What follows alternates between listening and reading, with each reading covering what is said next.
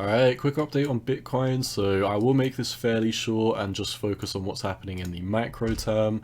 Now, since yesterday's video, we've been talking about this inverse head and shoulders being Bitcoin's last hope. I have been saying I would want to see a break above 46,000 before I personally do enter any long positions. And so far we've made a top here, top here, top here, and a top here. So it does seem like we're kind of curving off, going down.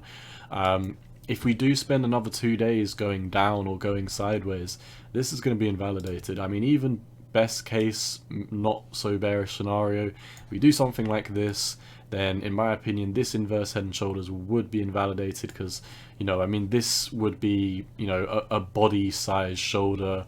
And, if it gets to the point where this shoulder is, almost the size of this head, then I don't really think that this is going to work out. I think it's going to be lopsided and it will be invalidated. So my last line in the sand would really be the 14th, which is Monday.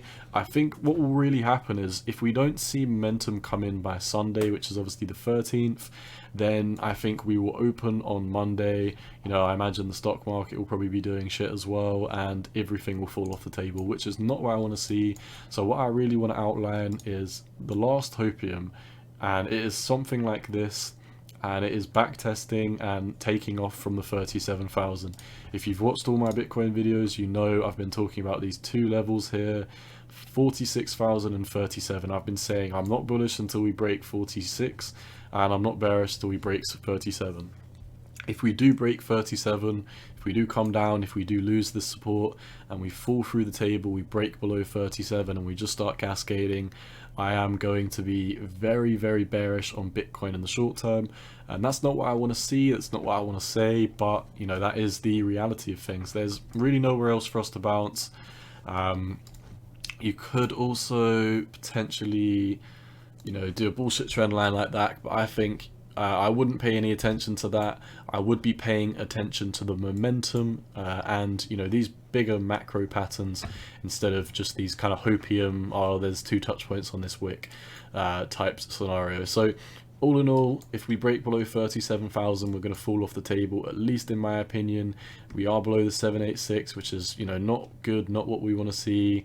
And I mean, if we were to come back down to these 618s and 786s, I mean, if we just focus on the 618 first, this really lines up with this kind of area that I'm highlighting as my worst case scenario, in my opinion, between 31, 30 and 28,000. So there's a multitude of touch points in there, multiple reasons why I do think this would potentially be the bottom.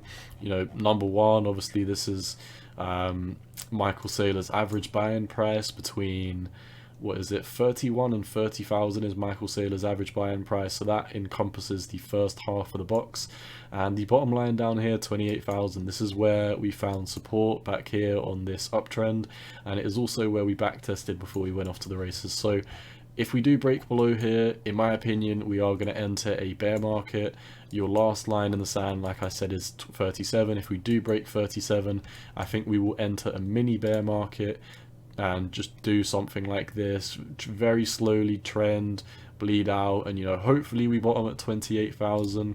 If we do go any lower, I imagine it'd be a capitulation wick to the 23s or 19,000, which is the previous all-time high, which Bitcoin has never done. We've never gone on a bull run and taken off and back tested the exact all-time high. It's always been like we've come back and back tested 2x or 3x or something above where we previously bottomed out. So honestly, I really don't see it ever going below this level here, which is the 786. This is 23,000, and that is, in my opinion, a really, really sketchy scenario. I think, for example, if we drop down below 37,000 in the next couple of days, and then World War III or something got announced, something messed up, I could see something like this, a quick capitulation wick, and then I think that would be it, and we would pretty much be off to the races at that point. Another black swan event, whenever we do have these black swan events, they normally bottom out within like a week, and then we do go off to the races, and it is pretty much up from there. So all in all, let's focus on the short term.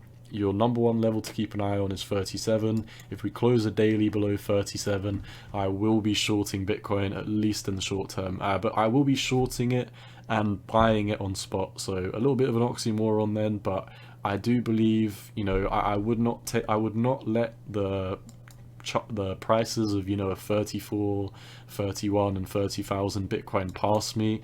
I would only be shorting as like a small part of my portfolio below 37,000 on a Bitcoin settled futures. So I would be collecting Bitcoin, not something stupid like, you know, making profit in US dollars, because why would you want to make profit in US dollars when you could make it in Bitcoin? So that's all I see. Don't want to ramble on or go on for too long. This is all I see. This is your last line in the sand. Your best case scenario is we come down, test 37 and rock it up. If we do lose 37, then, you know, we're pretty much screwed. So that is all I see for Bitcoin. Once again, none of this is financial advice. Best of luck to you if you are holding Bitcoin, and yeah, cowboy out. Peace.